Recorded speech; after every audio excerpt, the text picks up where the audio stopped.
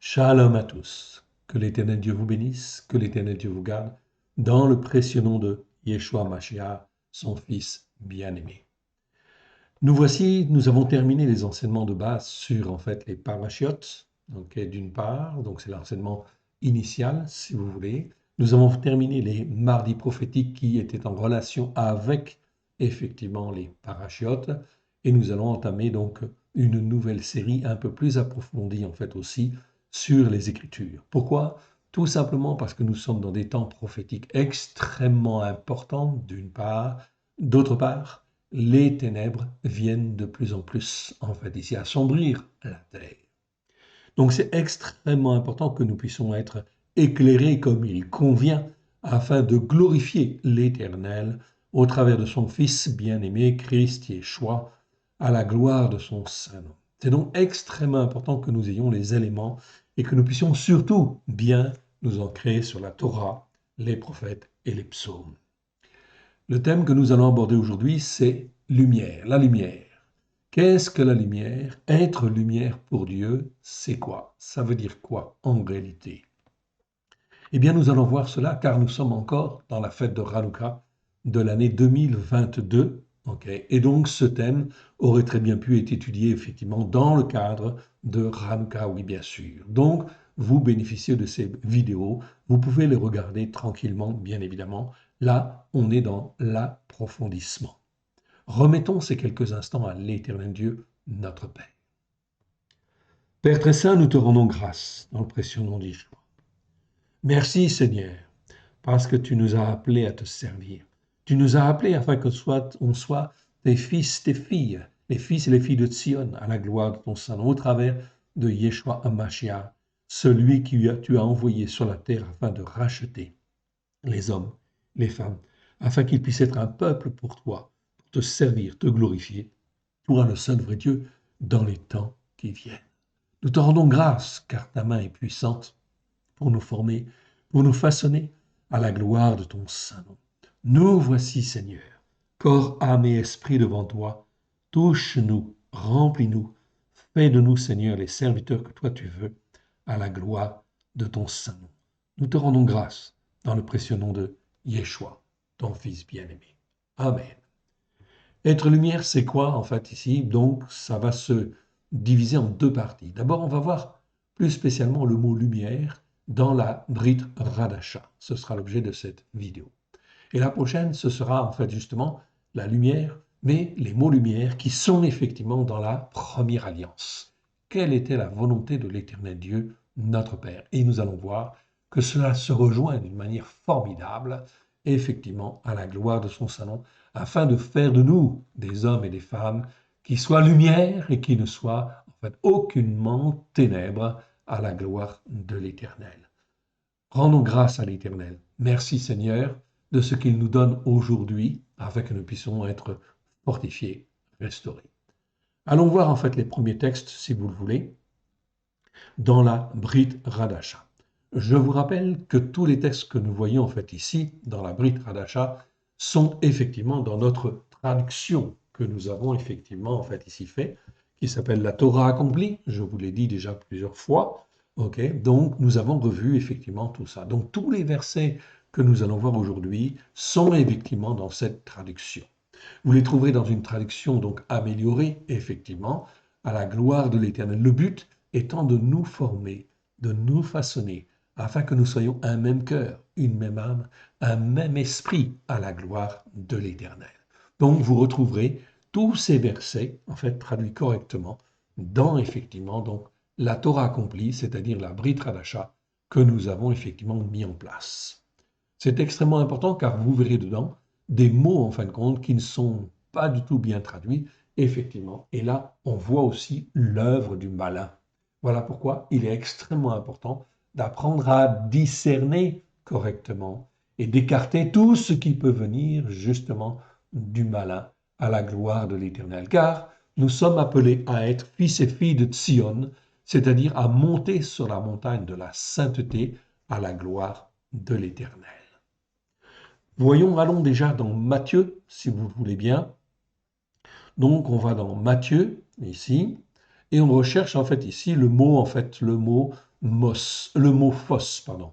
Phos en grec, ça veut dire lumière.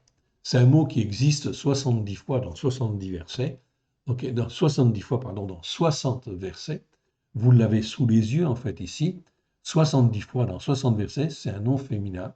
Le numéro strong, c'est 54-57. C'est là où on parle pour la première fois de la lumière. C'est dans Matthieu chapitre 4, verset 16.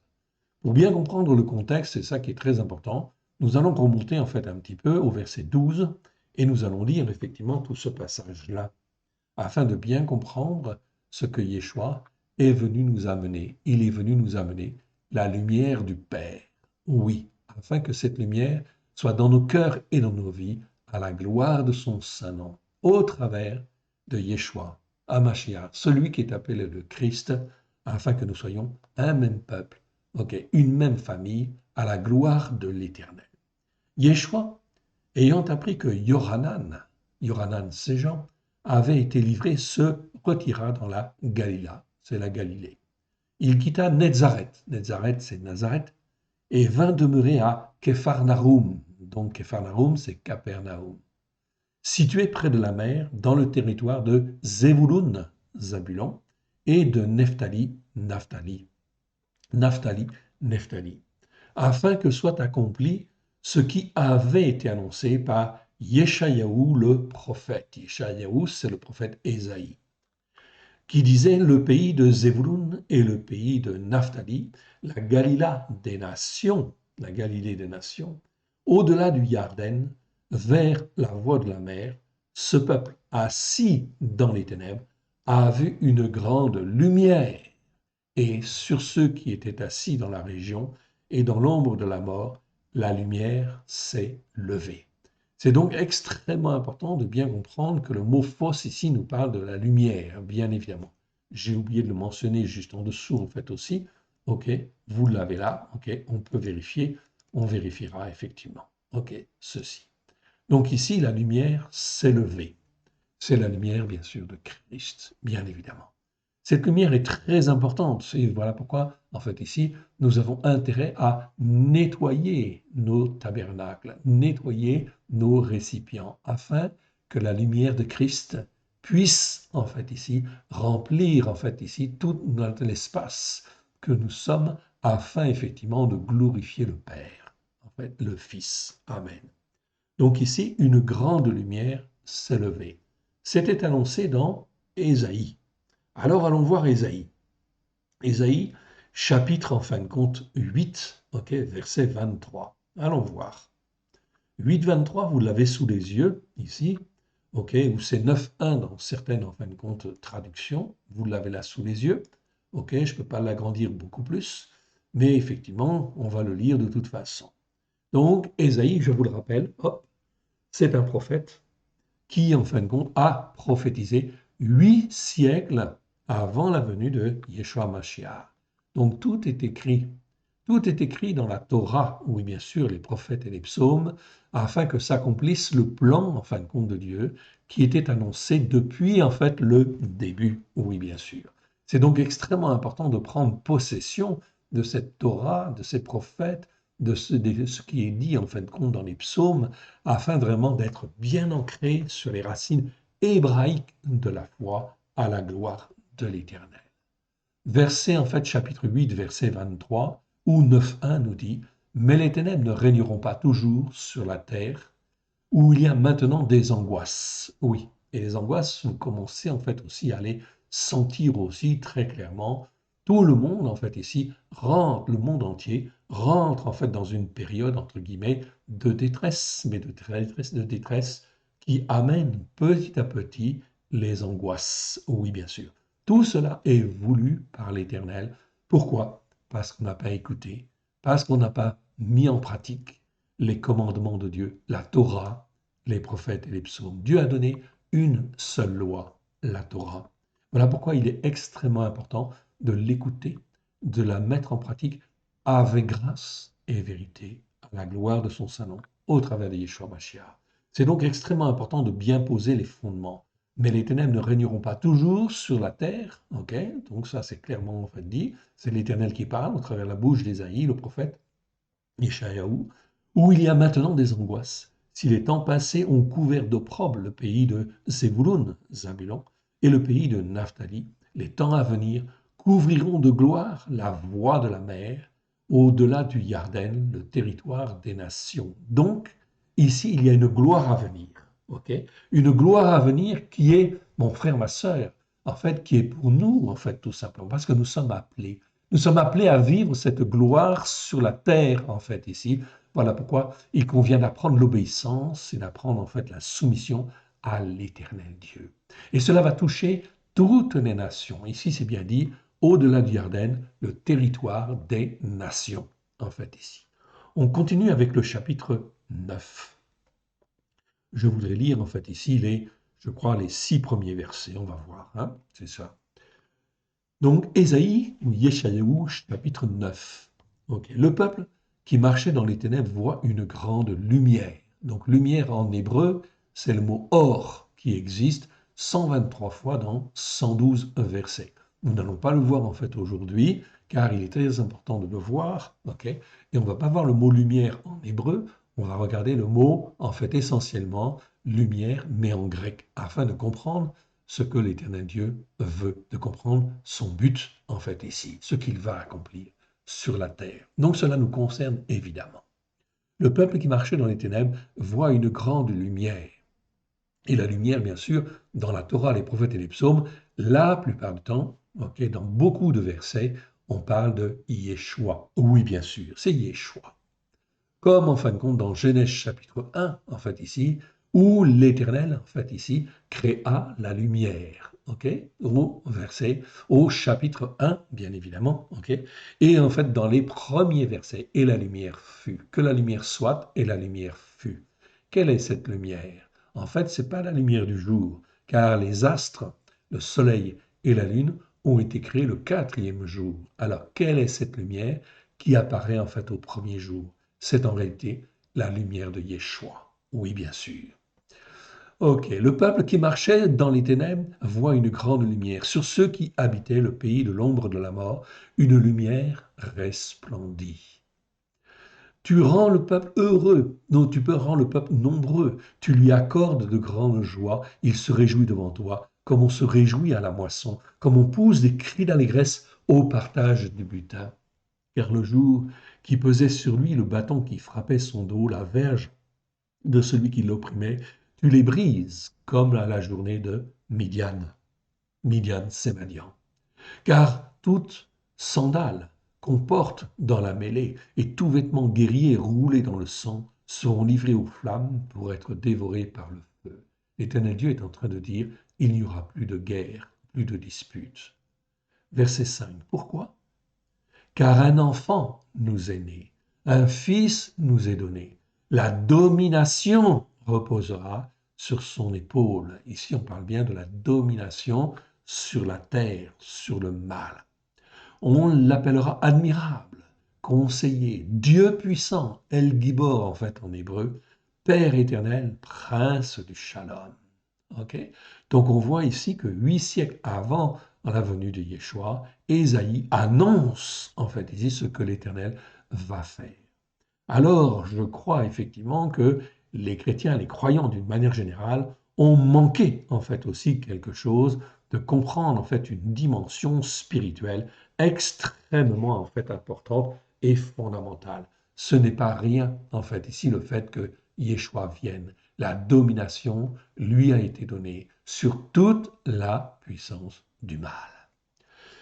Verset 6, qu'est-ce qu'il est en fait ici donné en fait à Yeshua?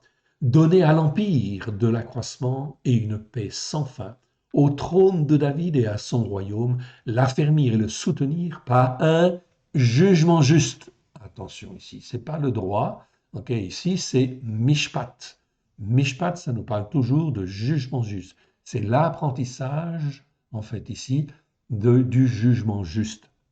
C'est-à-dire la manière d'apprendre à juger d'une manière juste devant l'Éternel. C'est ça qui est très important de comprendre là.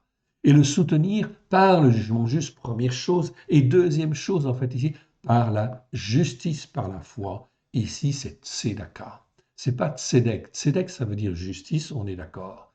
Mais tzedaka, ça nous parle de justice, mais justice par la foi. C'est-à-dire qu'on est justifié par le sang de l'agneau.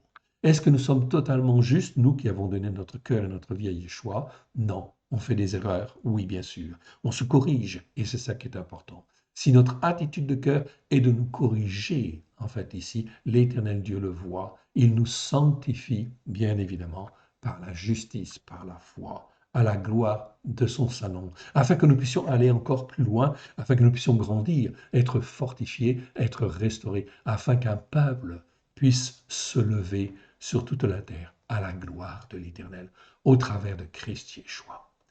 Ensuite, c'est dit, dès maintenant et à toujours, voilà ce que fera le zèle de l'Éternel des armées.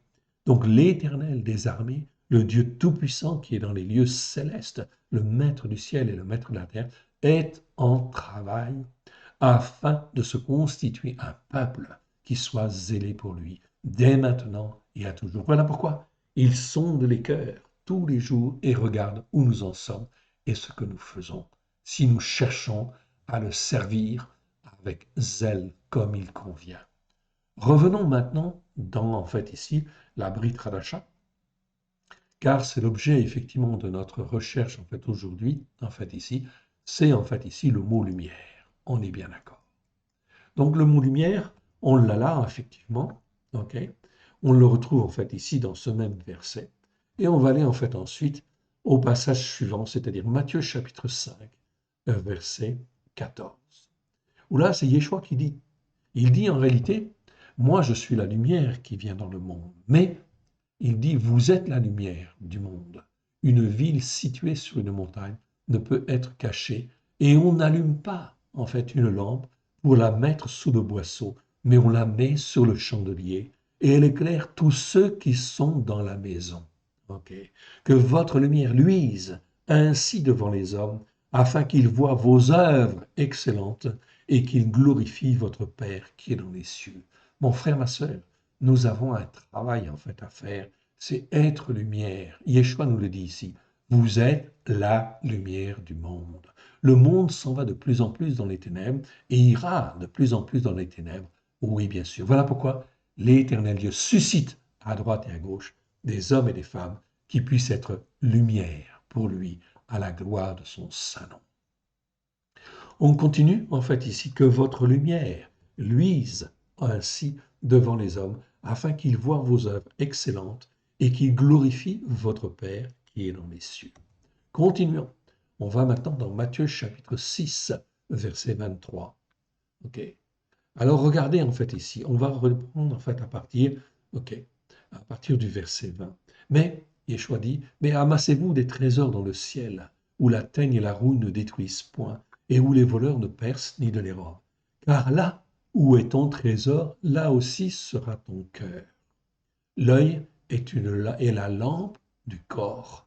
Si ton œil est bon, en bon état, tout ton corps sera éclairé.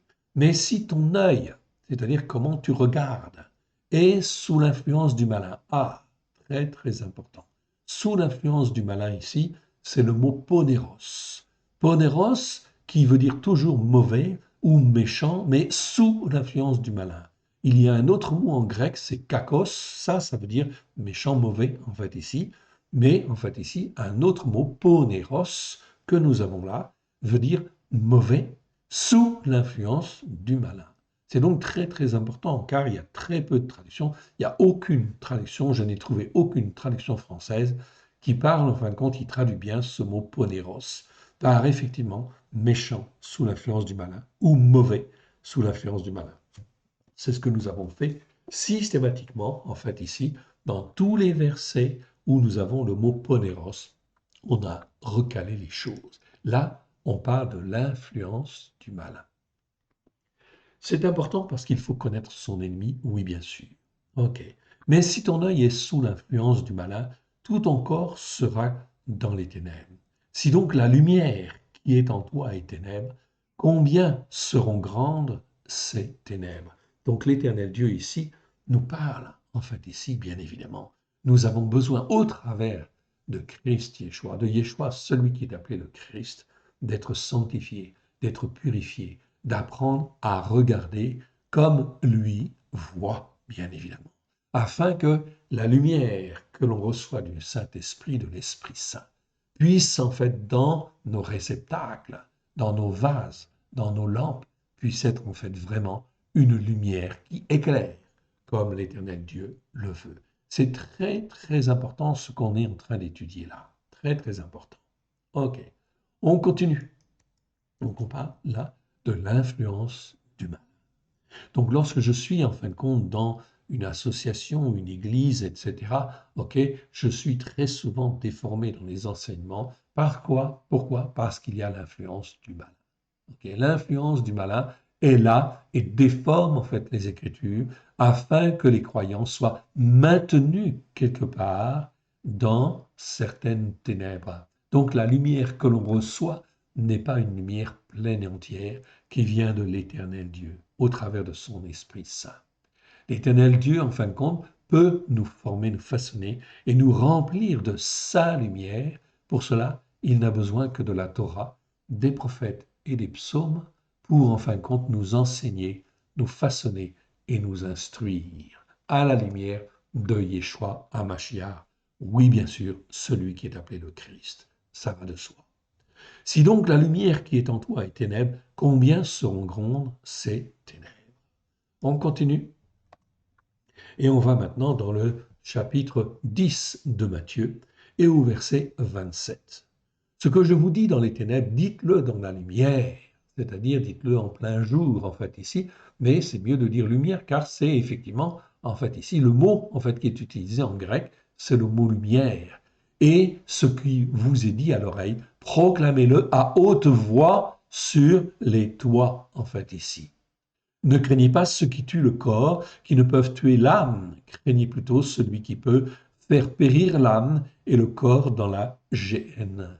C'est donc très important ces messages. C'est des messages d'encouragement, en fait, qui doivent nous fortifier et nous rendre inébranlables. Oui, bien sûr. On continue. On va maintenant dans Matthieu chapitre 17, verset en fait 2, en fait ici. Verset 2. Ok. Il fut transfiguré devant eux, son visage resplendit comme le soleil, et ses vêtements devinrent blancs comme la lumière. Et voici, Moshe et Élia leur apparurent. C'est qui? C'est Yeshua sur la montagne de la sainteté. Oui, bien sûr. Et voici Moshe et Élie, ok, leur apparurent, s'entretenant avec lui. Avec qui? Avec Yeshua. Pétros, prenant la parole, dit à Yeshua, Seigneur, c'est excellent en fait ici. Il dit même pas bon, en fait, il dit kalos. Kalos, ça veut dire excellent. C'est super en fait ici que nous soyons ici. Si tu le veux, je dresserai ici 3 tentes, une pour toi, une pour Moshe et une pour Élia. Ok.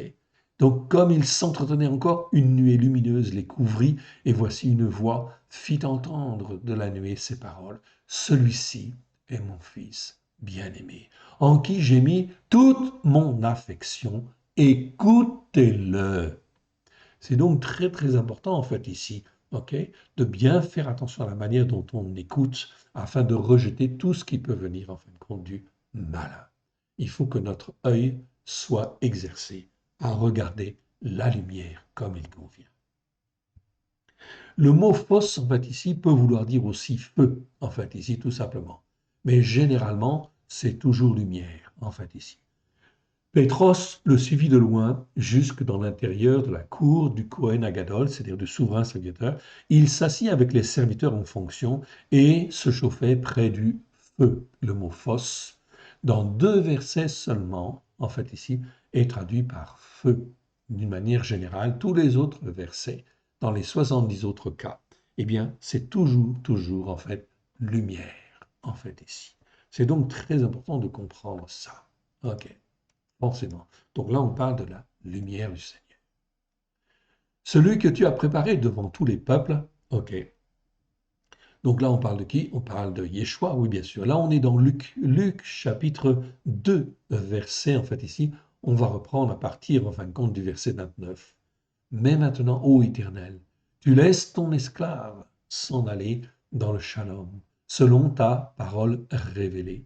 Car mes yeux ont vu celui qui apporte le salut, celui que tu as préparé devant tous les peuples, lumière pour éclairer les nations et gloire d'Israël, ton peuple.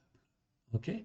Donc là, c'est effectivement très important. On a une confirmation, une déclaration, un témoignage en fait ici que Yeshua est la lumière pour éclairer en fait non seulement le peuple juif, mais pour éclairer les nations, c'est-à-dire tous les peuples de la terre.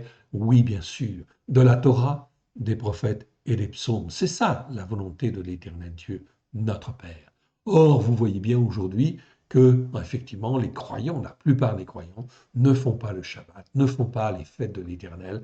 On est loin de la Torah, de l'obéissance. La lumière n'est pas là, pleine et entière, comme en fin de compte elle le devrait. Voilà pourquoi l'Éternel suscite et cherche des hommes et des femmes qui soient zélés pour lui, afin justement de faire les fêtes de l'Éternel, de faire Hanouka en fait aussi, très bien, parce que c'est la fête des Lumières.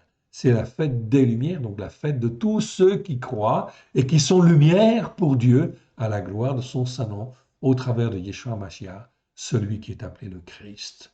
Alors, il faut faire comme les disciples du premier siècle qui célébraient la fête de Hanouka, oui bien sûr, comme étant la fête des Lumières, leur fête car ils sont lumière pour Dieu et qu'ils ont besoin de se sanctifier. Et nous avons besoin de nous sanctifier, de nous mettre à part pour l'Éternel Dieu.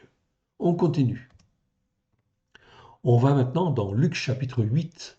Chapitre 8, en fait, ici, au verset, en fait, ici, 16. Personne, après avoir allumé une lampe, ne la couvre d'un vase ou ne la met sous un lit, mais il la met sur un chandelier, afin qu'elle puisse être élevée et qu'elle puisse être vue, en fin de compte, des autres, afin que ceux qui entrent voient la lumière. Car il n'y a rien de caché qui ne doive être découvert, rien de secret qui ne doit être connu, et mis à jour. Voilà pourquoi la lumière, on la met toujours sur un chandelier, bien évidemment. Afin que cela puisse éclairer, évidemment. Alors, si nous sommes lumière, bien sûr, nous devons être exposés, oui, bien sûr, afin de répandre la lumière de l'Éternel, à la gloire de son saint nom, au travers de Christ Yeshua, car il nous rachète de nos péchés, de nos transgressions, de nos iniquités. On continue. On va dans Luc chapitre 11 maintenant, verset 35. Prends donc garde que la lumière qui est en toi ne soit ténèbres, c'est-à-dire ne soit sous l'influence du malin. On reprend en fin de compte ici le verset juste avant. Ça reprend ce qu'on a vu tout à l'heure dans Matthieu. Ton œil, verset 34, est la lampe de ton corps. Ce que tu vois, en fait, est la lampe de ton corps. Lorsque ton œil est en bon état, tout ton corps est éclairé. Mais lorsque ton œil est en mauvais état, sous l'influence du malin, ça, c'est le mot poneros. C'est bien écrit dans tous les évangiles, bien sûr, ici, l'influence du malin. Donc, en mauvais état, sous l'influence du malin, ton corps est dans les ténèbres. Prends donc garde que la lumière qui est en toi ne soit ténèbres. C'est pour ça qu'en fait ici, quand j'appartiens à une quelconque dénomination quelque part, la lumière que j'ai ne peut pas être la lumière pleine et entière du Seigneur. Elle est faussée, bien évidemment. Il y a une partie qui est juste, on est d'accord, mais il y a toute une partie qui est faussée, qui est enténébrée, bien évidemment. Pourquoi? On est là sous l'influence du malin, oui, bien sûr, qui empêche en fait les croyants en fait d'avancer, oui, bien sûr, dans la lumière de Christ à la gloire de l'Éternel. C'est donc très important de bien comprendre cela et de se sanctifier, mon frère, ma sœur, à la gloire de l'Éternel. On continue. Ok. Ok, on arrive dans Luc chapitre 12. C'est pourquoi 12, verset 3. C'est pourquoi tout ce que vous direz dans les ténèbres sera entendu dans la lumière, et ce que vous raconterez à l'oreille dans les champs sera proclamé à haute voix sur les toits. Donc il faut faire vraiment en fait très attention et effectivement donc se sanctifier bien évidemment à la gloire de l'Éternel. Ok, je continue pas. Vous pourrez lire en fait les suites en fait des versets, bien évidemment, parce qu'on a déjà 70 versets à voir. Ok, donc ça fait déjà en fin de compte pas mal. Ok, mais vous pouvez le voir. Et surtout en fin de compte dans une traduction en fait révisée, corrigée, c'est beaucoup mieux, bien évidemment. Ok. On va ensuite en fait ici dans Luc chapitre 16, verset en fait 8. Le Seigneur loua l'intendant de l'injustice. On s'est traduit dans nos Bibles par en fait l'économe infidèle. Mais littéralement dans le texte grec, c'est l'intendant en fait ici ou l'économe, on peut dire d'accord, ok, de l'injustice. C'est adikia. Donc là, on parle bien de injustice. Donc c'est pas tout à fait infidèle, c'est de l'injustice. Donc il n'était pas juste du tout, en fait, ici, ok, de ce qu'il avait agi avec prudence ou prudemment, car les fils de ce siècle sont plus avisés à l'égard de leurs semblables que ne le sont les fils de la lumière. Et oui, malheureusement, en fin de compte, les fils de la lumière ne sont pas toujours, en fin de compte, comment dire, bien sanctifiés ou bien travaillés comme il convient. Voilà pourquoi il faut qu'ils se repentent de leur attitude de cœur, de leur orgueil, effectivement, de leurs erreurs, de leurs péchés, de leurs transgressions, de leur iniquité. Une transgression, c'est toujours une désobéissance, une insoumission à la Torah, aux prophètes et aux psaumes, oui bien sûr. Les péchés, c'est manquer le but, en fait, ici. Et l'iniquité, c'est les conséquences, en fait, des péchés, des transgressions, et ce sont des choses, toutes choses qui est injuste, en fait, quelque part, même si on n'a pas péché ou transgressé, on peut faire des iniquités, ce sont des choses qui ne sont pas justes devant Dieu quelque part, et effectivement qui peuvent être répercutées sur les générations qui suivent. C'est comme des malédictions, si vous voulez. Donc il faut se sanctifier de ces choses-là. Comment on le fait? Au travers de Christ Yeshua. On s'agenouille, on demande pardon en fait à Dieu, et en fait on se repent. Et l'Éternel Dieu sonde nos cœurs, sonde nos reins, nous montre et nous fait avancer. Il nous instruit, il nous façonne, car lui veut en fin de compte de grandes choses pour nous, parce qu'il veut que nous puissions monter sur la montagne de sa sainteté, sur la montagne de Sion. Ok. Verset 9. Et moi je vous dis, faites-vous des amis avec les richesses de l'injustice, pour qu'ils vous reçoivent dans les tabernacles éternels quand elles viendront à vous manquer. Ok. C'est donc important en fin de compte ici, il faut faire attention à la traduction, évidemment. On continue. On va maintenant, en fin de compte, dans Luc chapitre 22. Chapitre 22, Luc 22, verset 56. Une jeune servante qui le vit assis devant le feu, en fait ici, fixa sur lui les regards et dit, cet homme-là même était aussi avec lui. Ici, le mot fausse est traduit par feu, c'est tout à fait normal. Ok. Il y a donc en fait ici quelques versets où le mot fausse, il faut le traduire par feu, on ne peut pas le traduire par lumière. On continue. Ok, dans Jean chapitre 1, verset 4. Ok, on parle en fait ici de la lumière. Ok, on peut même commencer au verset 1. Comme ça, on aura tout le chapitre en fait ici 1 de Jean. Jean chapitre 1. Au commencement était la parole était avec Elohim, et la parole était Elohim. Celle-là même dont on parle là était au commencement avec Elohim. Genèse chapitre 1, vous pouvez regarder dès le premier jour, la lumière fut. Que la lumière soit, et la lumière fut. Elle fut créée le premier jour. Verset 3. Toutes choses ont été faites par elle, et rien de ce qui a été fait n'a été fait sans elle. Donc tout a été fait par la parole de Dieu, et la parole de Dieu, c'est qui? C'est Yeshua. Ok. Verset 4. En elle était la vie, et la vie était la lumière des hommes. Donc c'est très important cette lumière en fait ici. Là on est dans la même lumière en fait ici, c'est fausse en grec et c'est or en fait en hébreu. Ok. La lumière ici fausse, lui dans les ténèbres, mais les ténèbres ne l'ont point reçu. Ok. Il n'y a rien en fait entre les ténèbres et la lumière. Il y eut un homme envoyé de Elohim, son nom était Yohanan. Celui-là même vint pour servir de témoin, pour rendre témoignage à la lumière, en fait ici fausse, afin que tous croient par lui. Il n'était pas la lumière, donc Jean n'était pas la lumière, mais il parut pour rendre témoignage à la lumière. Verset 9. Cette lumière, ici, le mot n'existe pas, mais c'est bien de le répéter, c'est pour ça qu'il est en italique, était la véritable lumière qui, en venant dans le monde, éclaire qui? Tout homme. C'est donc extrêmement important. Depuis 2000 ans, la lumière, en fait, ici, de Dieu est sur la terre. Et les hommes sont rachetés pour ceux qui le veulent, ceux qui y croient, afin, qu'en fait, de faire un peuple pour Dieu. Mon frère, ma sœur, 2000 ans après, nous constatons effectivement qu'il y a beaucoup de dérapages, évidemment, à droite et à gauche.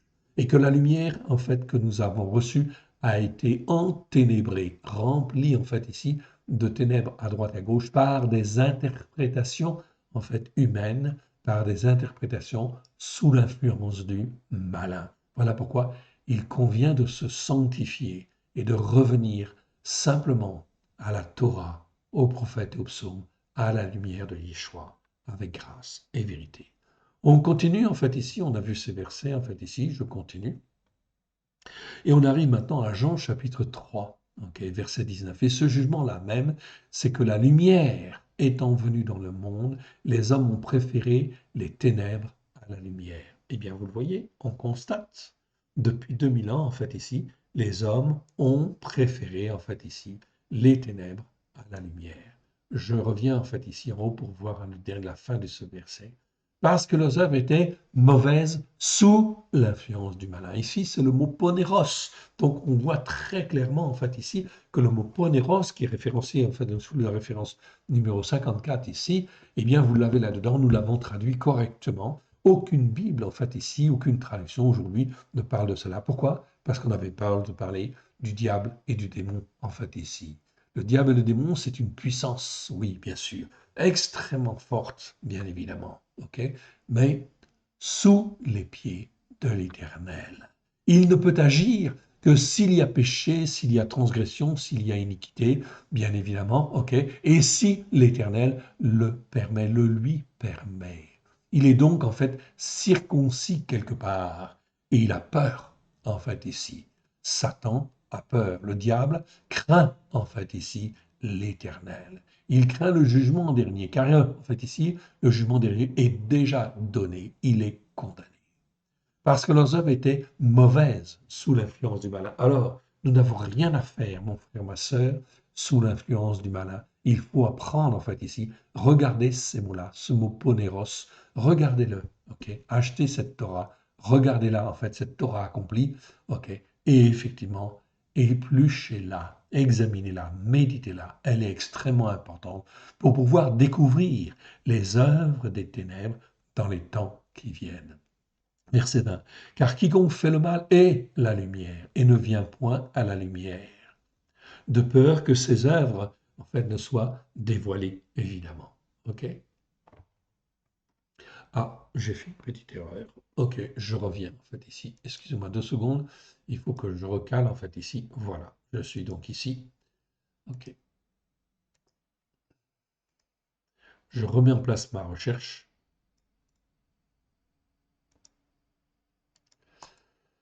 À l'instant, on va repartir. Et c'est reparti. Voilà, c'est reparti. OK, fausse lumière. Et nous voici. Car quiconque fait le mal est la lumière et ne vient point à la lumière, de peur que ses œuvres ne soient dévoilées. Mais celui qui agit selon la vérité vient à la lumière afin que ses œuvres soient manifestées parce qu'elles sont faites en Elohim. C'est donc très important. À qui nous appartenons, il faut se poser la question et il faut que la lumière de Dieu soit dans nos cœurs et dans nos vies. C'est extrêmement, extrêmement important, en fait, ici. On a vu ces versets, je continue. Jean chapitre 5, verset 35. Yoradan était la lampe qui brûle et qui luit. Et vous avez voulu vous réjouir 1 heure de sa lumière. Oui. OK. Donc Jean a un temps particulier, le temps où il était là, de sa lumière, de ce qu'il pouvait dire, ce qu'il pouvait faire, oui, bien sûr. OK. On continue, on va dans Jean chapitre 8, verset 12. Yeshua leur déclara de nouveau et dit, je suis la lumière du monde. Là, on est dans Jean chapitre 8. OK, vous connaissez déjà ces versets, mais on va les revoir quand même, c'est important. Je suis la lumière du monde. Celui qui me suit ne marchera pas dans les ténèbres, mais il aura la lumière de la vie.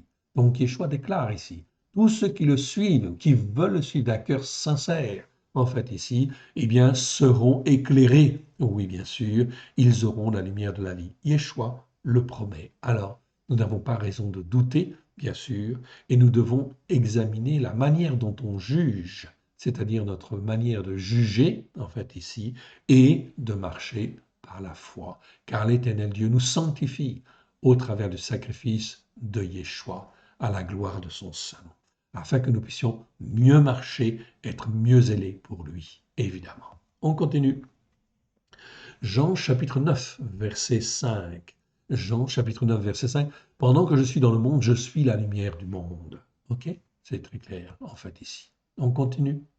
Chapitre 11 de Jean. Jean chapitre 11, verset 9. Yeshua répondit, il n'y a pas 12 heures au jour. N'y a-t-il pas 12 heures au jour? Si quelqu'un marche pendant le jour, il ne bronche point parce qu'il voit la lumière de ce monde. Donc on va avoir beaucoup de comparaisons par rapport à la lumière même du jour, en fait ici, et de la nuit. Exactement, on va retrouver ça aussi dans la Torah, les prophètes et les psaumes, oui bien sûr, où en fin de compte Dieu dit effectivement que lorsque c'est le jour, eh bien je marche, et parce que je vois où je marche, eh bien en fait je ne bronche pas. C'est exactement la même chose en fait ici, spirituellement parlant. Yeshua répondit, n'y a-t-il pas 12 heures au jour? Si quelqu'un marche pendant le jour, pendant que la lumière est là, il ne bronche point parce qu'il voit la lumière de ce monde. Mais si quelqu'un marche pendant la nuit, il bronche parce que la lumière n'est pas en lui. Eh bien, c'est une comparaison justement avec notre manière de marcher. Est-ce que nous écoutons Dieu pour mettre en pratique comme lui le veut? Autrement dit, est-ce que nous nous sommes rendus obéissants? Est-ce que nous sommes rendus soumis à la Torah, aux prophètes et aux psaumes, à la lumière de Yeshua? C'est très important dans les ténèbres qui viennent, oui bien sûr. C'est un choix. Que chacun choisisse ce qui lui convient, en fait, ici. On continue et on va dans Jean chapitre 12 maintenant. 12, verset 35. Yeshua leur dit, la lumière est encore un peu de temps au milieu de vous. Marchez pendant que vous avez la lumière, afin que les ténèbres ne vous surprennent point. Celui qui marche dans les ténèbres ne sait où il va. C'est donc un avertissement par rapport aux ténèbres qui viennent, oui bien sûr. Nous sommes en 2022 et cela va en fin de compte ici s'aggraver d'une manière très très lourde. Voilà pourquoi il convient d'apprendre à marcher dans la lumière. Verset 36. Pendant que vous avez la lumière, croyez en la lumière afin que vous soyez des fils de la lumière. Ok, ici c'est très important.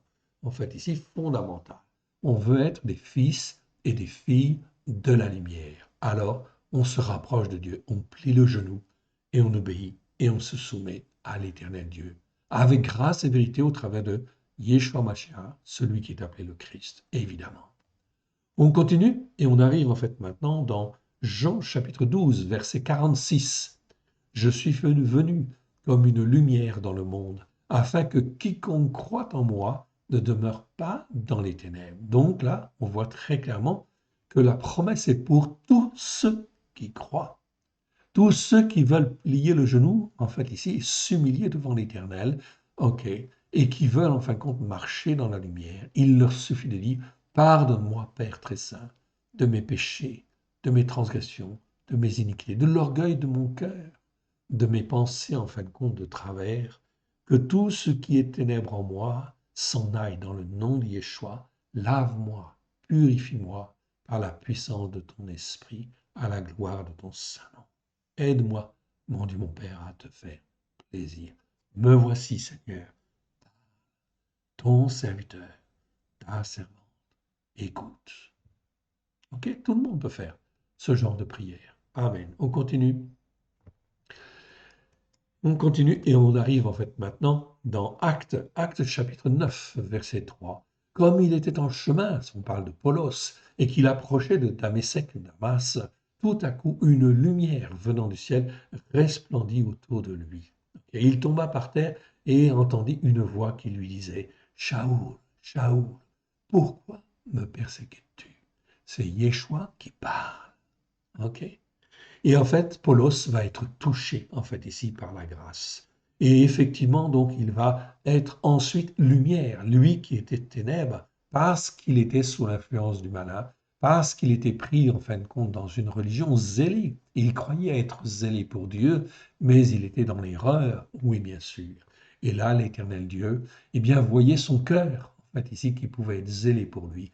Alors, il le rachète. Oui, bien sûr.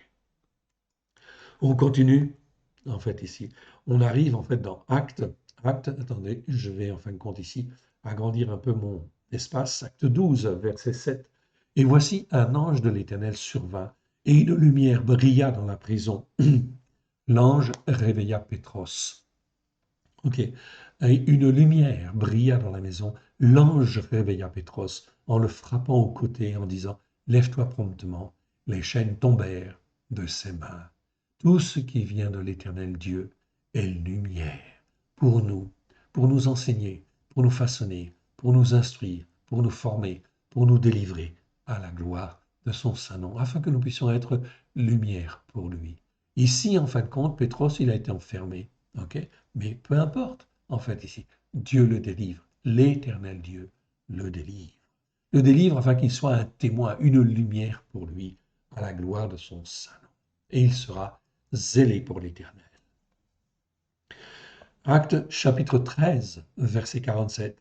Car ainsi nous l'a ordonné l'Éternel. Je t'ai établi pour être la lumière des nations, pour porter la délivrance aux extrémités de la terre. Donc la délivrance, elle est pour tous les peuples. En fait, tous ceux qui croient de par le monde. Ok. Les nations se réjouissaient en entendant cela et glorifiaient la parole de l'Éternel. Et tous ceux qui étaient destinés à la vie éternelle, tous ceux qui étaient destinés à la vie éternelle crurent. Donc pas tous, seulement ceux, en fait ici, dont l'Éternel sondait le cœur, sondait les reins, pour voir s'ils étaient ouverts ou disponibles pour recevoir, en fait, cette parole de salut, bien évidemment, de délivrance, et en fin de compte, cette parole de salut. Ok, on continue. Alors, donc là, on est dans Actes chapitre 16, verset 29. Alors le geôlier, ayant demandé de la lumière, ok, se entra précipitamment et se jeta, tremblant aux pieds de Paulos et de Silas. Il les fit sortir et dit, Seigneur, que faut-il que je fasse pour être sauvé? Ok, même ce gardien, en fait, ici, ce geôlier, en fait, ici, eh bien, il est sauvé, lui et toute sa famille. Il répondit, crois, crois dans le Seigneur Christ Yeshua, et tu seras sauvé, toi et ta famille. En fait, ici, tout simplement. En fait, ici. C'est donc vraiment très, très important de bien comprendre ce qu'est la lumière, en fait, de l'éternel Dieu, au travers de Yeshua Mashiach, celui qui est appelé le Christ. On continue, on arrive là dans Acte 22. Acte 22, verset 6. Donc c'est Paulos qui parle. Comme j'étais en chemin, en fait, pour Damas, et que j'approchais, en fait, de Damas, tout à coup, vers midi, une grande lumière venant du ciel resplendit autour de moi. Je tombai par terre et j'entendis une voix qui me disait, Shaoul, Shaoul, pourquoi me persécutes-tu? Je répondis, Qui es-tu, Seigneur? Et il me dit, Je suis Yeshua, le Nazoréen, c'est-à-dire le consacré, consacrant, que tu persécutes. Nazoréen, c'est pas Jésus de Nazareth, hein, ce sont de mauvaises traductions sous l'influence en fin de compte du malin. Oui, bien sûr, où on déforme l'écriture. Non, ici je suis Yeshua, le Nazoréen. Nazoréen, ça veut dire le consacré qui consacre. Ok, le consacré consacrant, en fait, ici. Ok, qui, en fait, ici parle pour consacrer des hommes et des femmes qui écoutent à la gloire de l'Éternel. Ok, ceux qui étaient avec moi, ceux qui étaient avec moi virent bien la lumière, en fait, ici, mais ils n'entendirent pas la voix de celui qui s'exprimait. Alors je dis, que ferai-je, Seigneur? Et le Seigneur me dit, lève-toi, va à Damas, et là, on te racontera tout ce que tu dois faire.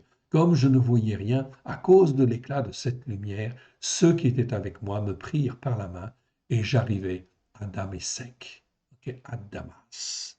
Donc, c'est vraiment formidable, en fait, ici, okay, que de travailler avec l'éternel Dieu. Oui, bien sûr. Alors, pourquoi on ne le fait pas? Pourquoi les hommes et les femmes ne le font-ils pas aujourd'hui? Pourquoi ne voyons-on pas, en fait, ici, cette lumière briller aujourd'hui, à droite et à gauche, en fait, ici, alors qu'après 2000 ans, en fait, ici, non, on l'a vu tout à l'heure, parce que les hommes ont préféré les ténèbres à la lumière. Ah, mais nous préférons la lumière aux ténèbres. Gloire à l'Éternel, notre Dieu, notre Père. Amen. C'est vraiment une grâce que nous avons. Alors il faut, bien sûr, ne pas la manquer. Acte chapitre 26, verset 13. Vers le milieu du jour, ô roi, je vis sur la voie resplendir autour de moi et de mes compagnons une lumière venant du ciel, et dont l'éclat surpassait celui du soleil. Nous tombâmes tous par terre et j'entendis une voix qui m'interpella en langage hébraïque, Shaoul, Shaoul. En fait, ici, pourquoi me persécutes-tu? Et offrirais-tu une résistance vaine et périlleuse ou ruineuse? En fait, ici.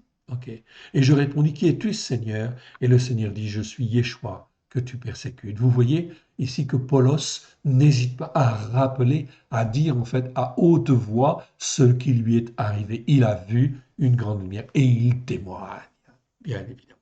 C'est donc là quelque chose de très important aux grands de ce monde, aux autorités même de ce monde. Ok, on continue et on arrive en fin de compte dans Actes chapitre 26, verset 18, afin que tu leur ouvres les yeux pour qu'ils passent des ténèbres à la lumière et de l'autorité de Satan à Élohim, pour qu'ils reçoivent par la foi en moi la délivrance de l'esclavage des péchés et l'héritage avec les sanctifiés.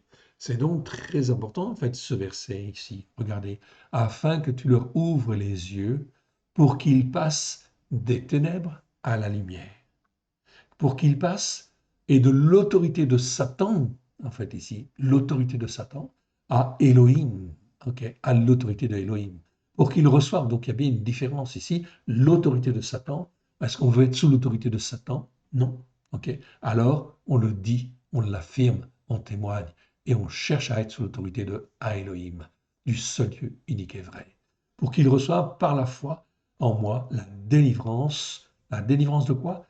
Délivrance de l'esclavage. Attention en fin de compte à la traduction, en fait ici. C'est pas le pardon simplement des péchés ou la rémission, ça c'est réducteur en fait ici. Non, la délivrance de l'esclavage. C'est beaucoup plus fort, beaucoup plus puissant. Ok. De l'esclavage des péchés et l'héritage avec les sanctifiés. C'est donc très important de faire attention aux mots que l'on utilise. On continue, on va dans Acte 26, verset 23, en fait, ici. Savoir que le Christ souffrirait et que ressuscité le premier d'entre les morts, il annoncerait la lumière au peuple et aux nations. La lumière au peuple et aux nations. Au peuple d'Israël et aux nations, oui, bien sûr. Ok. Romains chapitre 2, verset 19. Toi qui te flattes d'être le conducteur des aveugles, la lumière de ceux qui sont dans les ténèbres, qui instruit tout en corrigeant. On va reprendre juste un petit peu avant pour mieux comprendre. Ok, à partir du verset 17. Toi qui te donnes le nom de Yehudi, de juif, qui te repose sur la Torah, qui te glorifie d'Élohim. Ok, ici c'est bien le mot Torah qu'il faut utiliser. Repose sur la Torah. Je vous rappelle que chaque fois que l'on doit utiliser le mot Torah, en fait ici, eh bien on le met bien évidemment pour bien recaler les choses. Ok, la Torah n'a jamais été abolie. Ok, et tous les croyants, en fait ici, ok, chrétiens qui sont influencés par Satan ou s'influencés par le malin, disent que nous n'avons pas besoin en fait des lois, des commandements, pas besoin de faire le chemin, pas besoin, etc. Tout cela est un mensonge. C'est l'influence du malin, en fait, ici, qui retient captifs, en fait, les uns et les autres, qui les empêche de connaître vraiment la vraie lumière, en fin de compte, de Dieu, au travers de Yeshua Mashiach, celui qui est appelé le Christ. Toi qui te donnes le nom de Yehudi, ou de juif, qui te repose sur la Torah et qui te glorifie d'Élohim, qui connaît sa volonté, qui apprécie les différences des choses, étant instruit par la Torah. Oui, justement, la Torah ici, le mot nomos en grec, ça veut dire Torah. Eh bien, effectivement, en fait, ici, ça nous apprend, en fin de compte, à discerner les choses. Oui, bien sûr, ça apprend à juger, à avoir un jugement juste. Toi qui te flattes d'être le conducteur des aveugles, la lumière de ceux qui sont dans les ténèbres, ok, qui instruit tout en corrigeant les insensés, le maître des enfants encore ignorants, parce que tu as dans la Torah la structure, c'est un peu compliqué à traduire, la structure qui permet de former à la connaissance et à la vérité. C'est donc très important. En fait, ici, c'est pas toujours facile à traduire, mais c'est très important. En fait, ici, la Torah nous donne, en fait, nous façonne, nous structure, en fait, comme il convient, à la gloire de l'Éternel. Très important de comprendre ça. On continue, on va dans Romains chapitre 13. Romains chapitre 13, verset 12. Ok. La nuit est avancée, le jour approche. Dépouillons-nous donc des œuvres des ténèbres et revêtons les armes de la lumière. C'est donc très clair ici. Ok, je continue. On va dans 2 Corinthiens chapitre 4. Ok, verset 6. Car à Elohim a dit, la lumière brillera du sein des ténèbres, a fait briller la lumière dans nos cœurs pour faire resplendir la connaissance de la gloire de Elohim au travers de Christ Yeshua. On devrait dire chaque fois Yeshua HaMashiach, celui qui est appelé le Christ. Mais comme ça fait un peu long, on réduit un petit peu, mais on ne veut pas dire en fait Yeshua Christ, non, on va dire Christ Yeshua, pour ne pas suivre en fin de compte la traduction vocabulaire, la tradition vocabulaire des chrétiens, en fait ici, qui est trop réducteur, en fait ici quelque part, et qui nous empêche de voir la lumière de Christ. On continue, on va dans 2 Corinthiens chapitre 6, verset 14. Ne vous mettez pas avec les infidèles sous un joug étranger, car quel lien y a-t-il entre la justice et l'absence des enseignements de la Torah? Quelle communion y a-t-il entre la lumière et les ténèbres? Rien. Il n'y a rien de commun, en fait, ici. Quel accord y a-t-il entre Christ et Bélial? Bélial, c'est Satan, oui, bien sûr.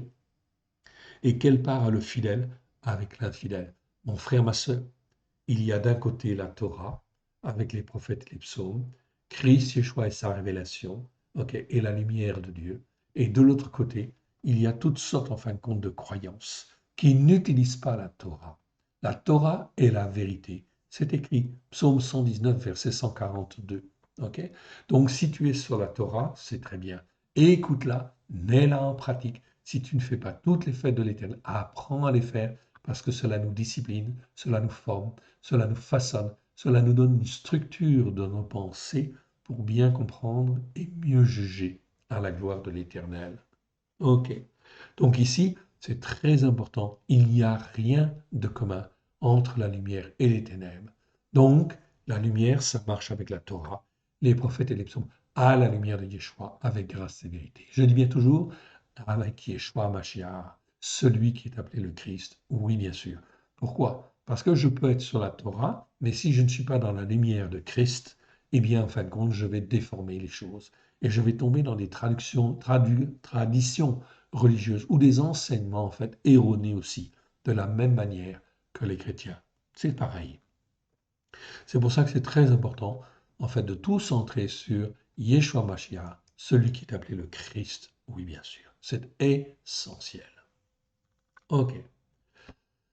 On continue et on arrive en fait ici dans 2 Corinthiens 11. 2 Corinthiens 11, ok, au verset en fait ici, ok, j'arrive, ok, au verset 14, ok, au verset 14, où il dit, et cela n'est pas très étonnant, puisque Satan lui-même se déguise en ange de lumière. Oui, il peut, pareil, il peut se déguiser, oui, en ange de lumière. Mais si on gratte un petit peu, etc., si on regarde, si on approfondit, on s'aperçoit en fin de compte que ce n'est en fait qu'une apparence, et effectivement, donc dans ce cas-là, c'est bien Satan qui est à l'œuvre derrière. On apprend en fin de compte à discerner, on apprend en fin de compte à juger, ça, c'est l'expérience, oui, de la parole. On n'a pas affaire à n'importe qui, hein, on a un ennemi qui est rusé, oui, bien sûr. On va dans Éphésiens chapitre 5, verset 8 maintenant, où il est dit ici, autrefois vous étiez ténèbres, et maintenant vous êtes lumière en l'Éternel. Marchez comme des enfants légitimes et héritiers de la lumière. Donc ici, enfant légitime, c'est technon, en fait ici, ça veut dire enfant légitime et héritier. C'est en italique, mais c'est vraiment le sens du mot enfant. C'est pas comme pédion, en fait ici. C'est des enfants qui sont destinés à recevoir l'héritage spirituel que l'Éternel Dieu a prévu au travers de Yeshua Mashiach. Donc autrefois vous étiez ténèbres, et maintenant vous êtes lumière en l'Éternel. Marchez comme des enfants, légitimes héritiers de la lumière, car le fruit de l'esprit consiste en toutes sortes, en fait ici, de bonnes dispositions à bien être et à bien faire, de justice et de vérité. Donc, effectivement, on a aussi dans le verset 9, ici le mot lumière. Donc là, ça nécessite un petit commentaire. Donc le verset 9, donc dans Éphésiens chapitre 8, verset 9, on trouve aussi le mot lumière. Lumière, en fait, ici, existe en fin de compte dans la version du texte grec du 19e siècle. C'est écrit car le fruit de la lumière consiste en toutes sortes de bonnes dispositions à bien être et à bien faire, de justice et de vérité.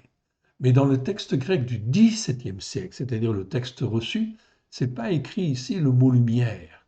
C'est écrit en fait ici car le fruit de l'esprit, en fait ici, consiste en toutes sortes de bonnes dispositions à bien être et à bien faire. C'est donc important. Cela veut dire quoi? Ça veut dire oui, mon frère et ma sœur, on a manipulé effectivement les Écritures. Ceux, en fin de compte, qui font partie des autorités, en fait ici, dites chrétiennes d'une manière générale, ok, on peut dire qu'il y a eu manipulation et effectivement, il y a eu effectivement modification des textes du XVIIe siècle au XIXe siècle. Le texte grec du XVIIe siècle est plus intègre que le texte grec du XIXe siècle. Voilà pourquoi c'est mieux de faire des traductions sur le texte grec du XVIIe siècle et non pas du XIXe siècle. Donc tout cela, en fait ici, on n'est pas dupe avec l'Esprit de Dieu, on apprend bien évidemment. On apprend en fin de compte à discerner ce qui est bien et ce qui est mal, et là où il peut y avoir un piège. Donc ici, retenez pour le verset 9, car le fruit de l'Esprit consiste en toutes sortes de bonnes dispositions à bien-être et à bien faire, de justice et de vérité. Et ne vous inquiétez pas, l'Éternel Dieu est là.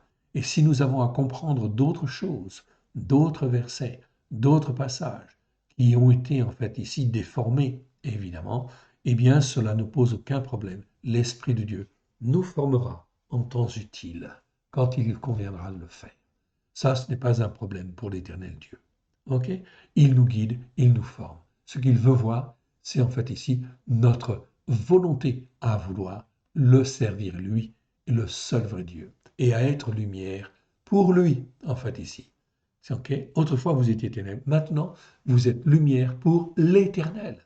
Marchez comme des enfants légitimes et héritiers de la lumière, car le fruit de l'Esprit consiste en toutes sortes de bonnes dispositions à bien-être et à bien faire, de justice et de vérité. Ok? Ensuite, c'est marqué examinez ce qui est agréable au Seigneur et ne prenez point part aux œuvres des ténèbres qui ne portent pas de fruits, mais plutôt condamnez-les, en fait, ici. On continue? Car il est honteux de dire ce qu'ils font en secret, mais tout ce qui est condamné est manifesté par la lumière. Ok, donc on n'a aucun problème en fait ici avec le Seigneur. La lumière en fait ici nous éclairera. Il nous éclairera de sa lumière si nous avons besoin. Mais tout ce qui est condamné est manifesté par la lumière, car tout ce qui est, on va continuer en fait ici, le verset en fait ici, tout ce qui est manifesté est lumière en fait ici. C'est pour cela qu'il est dit, réveille-toi, toi qui dors, réveille-toi d'entre les morts, et Christ t'éclairera, en fait, ici. C'est une marche par la foi, hein? Ok. Ah, je reviens. Excusez-moi. Je reviens, en fin de compte, ici, dans mon passage, et je resélectionne, je fais ma recherche comme il convient. Donc voilà, on est donc bien dans la recherche qu'il faut. Voilà, très bien. Et ici, on diffusé et lumière. Donc nous sommes arrivés là. Nous allons en fin de compte continuer et on va maintenant en fin de compte dans Colossiens chapitre 1, verset 12.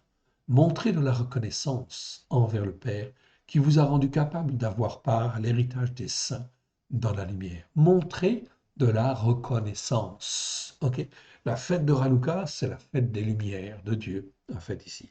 Donc, elle est très peu célébrée, en fait, aujourd'hui par les croyants Yeshua, mais elle va venir, en fait, ici, parce que, justement, ils sont destinés à être lumière pour glorifier l'Éternel et, en fait, ici, être reconnaissants à l'Éternel de nous avoir choisis, afin que nous puissions être lumière pour lui. Ça mérite bien une fête, non? Les premiers disciples de Yeshua l'avaient compris. Voilà pourquoi la fête de Hanouka, ils l'avaient effectivement, en fait ici, adoptée, oui bien sûr, afin qu'elle devienne une fête messianique et prophétique, oui bien sûr. Et elle est prophétique à souhait, en fait ici, bien évidemment, afin que la lumière soit dans les cœurs et les vies des uns et des autres, bien évidemment. On continue. On va dans 1 Thessaloniciens, chapitre 5, verset 5. Vous êtes tous des fils de la lumière et des fils du jour. Nous ne sommes point de la nuit ni des ténèbres. C'est donc très important en fait ici. On n'a rien à faire avec les ténèbres. On continue. En fait ici on arrive dans 1 Timothée chapitre 6. Ok.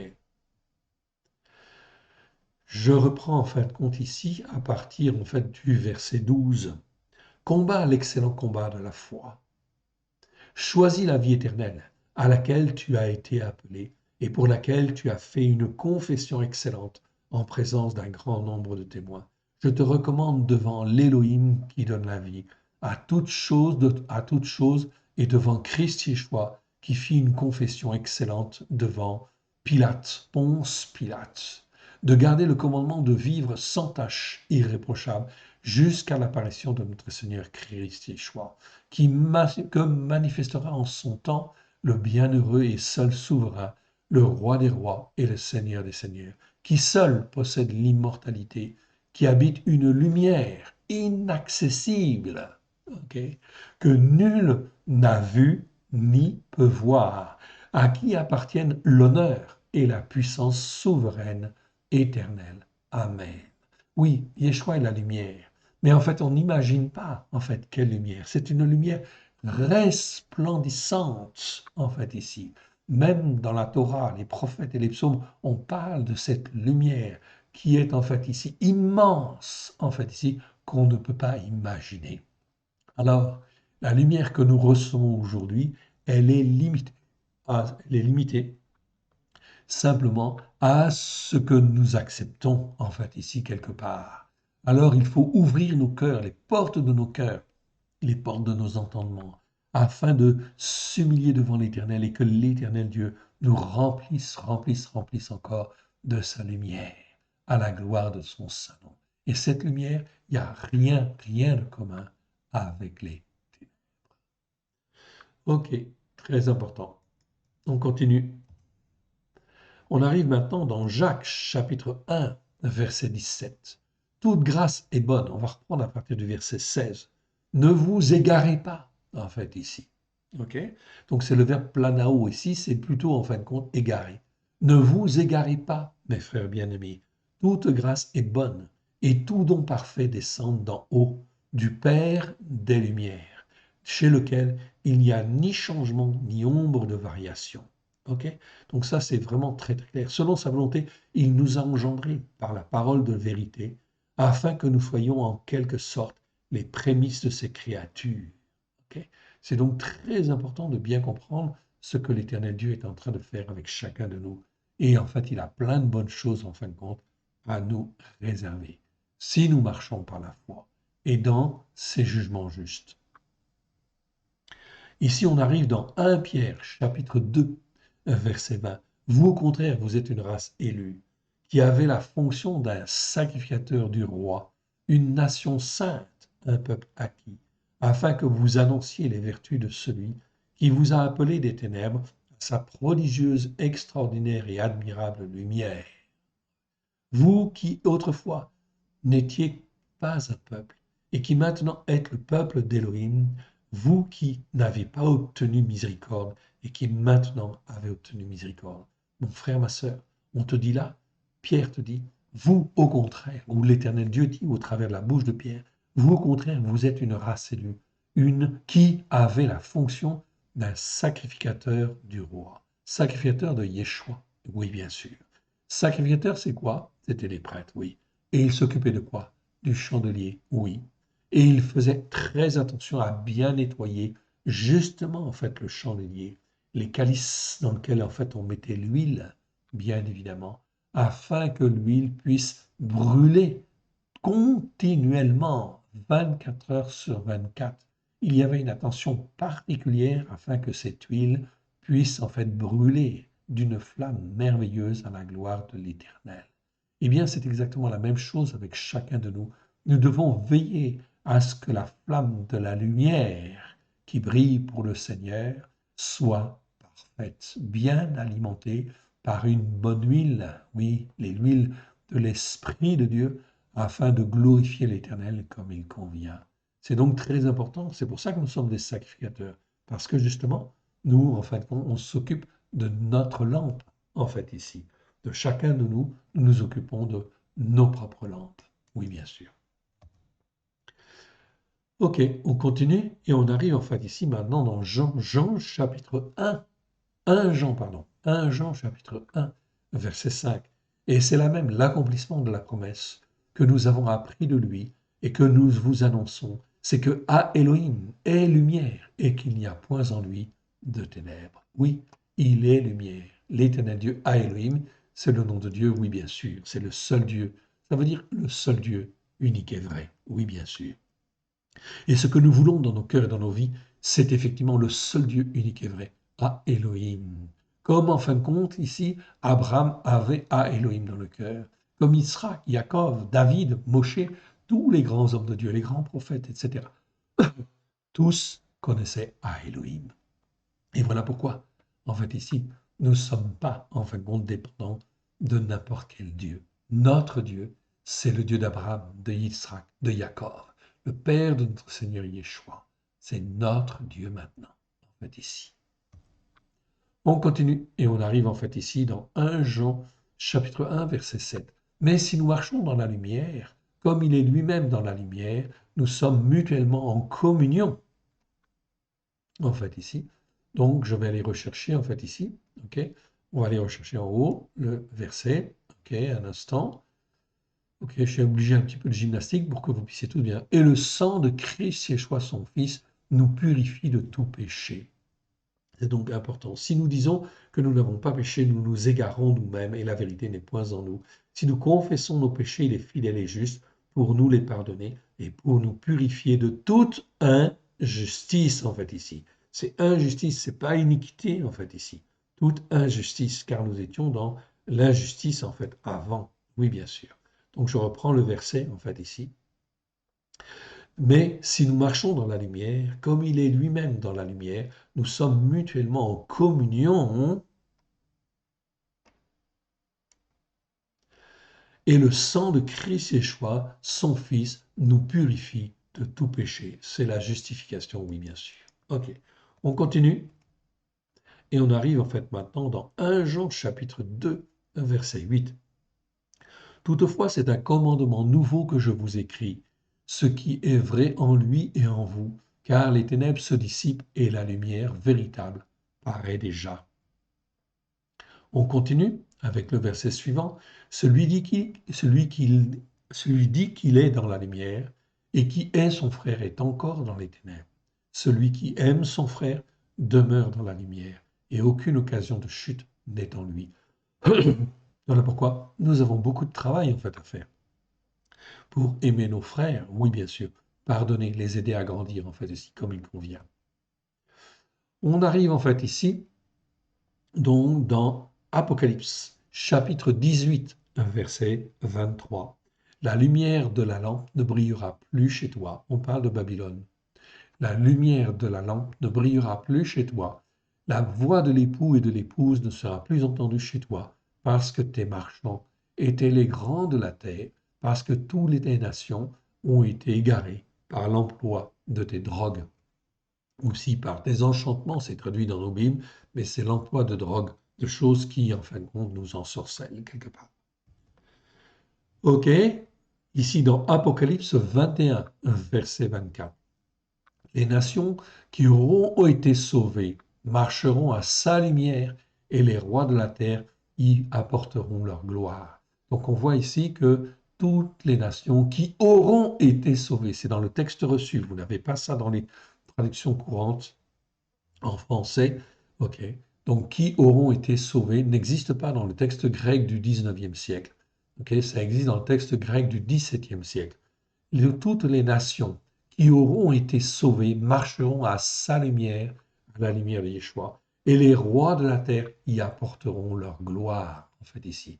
C'est donc quelque chose que nous allons vivre et qui est donc très important, en fin de compte, de mettre dans nos cœurs, justement, car en fait, nous sommes destinés à régner avec Yeshua sur la terre. Enfin, le dernier verset que nous allons voir, c'est celui-ci. C'est Apocalypse 22, verset 5. Il n'y aura plus de nuit et ils n'auront besoin ni de lampe ni de lumière, parce que l'Éternel Elohim les éclairera et ils régneront au siècle des siècles. Donc là, on n'aura plus besoin de lumière, en fait, ici quelque part, parce on verra dans la nuit. Comme en fait au début, au commencement, dans le chapitre 1, verset 1. Au commencement était, en fait, ici, la parole. Okay, la parole était Dieu. Okay? Et en fait, il dit que la lumière soit et la lumière fut. Mais c'est la lumière justement de Christ qui est là, qui nous éclaire, qui est en fait l'image, en fait, ici, quelque part, en fait, ici. La lumière, c'est l'image, en fait, ici, de la lumière de Christ, en fait, de la présence de Christ. En fait, ici, donc le Christ sera avec nous. C'est donc quelque chose d'absolument glorieux qui nous attend. On ne comprend encore pas encore bien toute cette dimension, mais elle est très importante. Mon frère, ma sœur, nous avons des choses glorieuses en fait compte à vivre dans les temps qui viennent. Voilà pourquoi il convient de faire très attention et d'être rempli de la lumière de Christ, à la gloire de l'Éternel, Dieu notre Père. Terminons, si vous le voulez bien, par une petite prière. Père très saint, merci Seigneur pour cet enseignement sur la lumière, à la gloire de ton Saint-Nom. Pardon pour nos péchés, nos transgressions, nos iniquités. Pardon pour la raideur de notre cou. Pardon pour l'orgueil de nos pensées. Étends ta main bienfaisante. Oui, Seigneur, touche-nous dans nos cœurs. Sonde nos cœurs, sonde nos reins. Vois si nous sommes sur une mauvaise voie et remets-nous sur la voie de l'éternité. Tu as dit dans ta parole que nous étions lumière. Et tu as dit dans ta parole que tu voulais nous remplir de ta lumière à la gloire de ton Saint-Nom. Étends ta main bienfaisante, Père très saint, oui, qu'il se produisent des signes et des prodiges à la gloire de ton Saint-Nom, au travers de Yeshua Mashiach, celui qui est appelé le Christ. Étends ta main bienfaisante. Nous avons besoin de toi. Merci, Père. Merci, Yeshua. Merci, Esprit Saint. Que l'Éternel Dieu vous bénisse, que l'Éternel Dieu vous garde. Shalom à tous. À très bientôt. Ceci était la première partie sur la lumière. Nous verrons bientôt la deuxième partie sur la lumière. Amen. Que l'Éternel Dieu vous bénisse, que l'Éternel Dieu vous garde. Shalom à tous.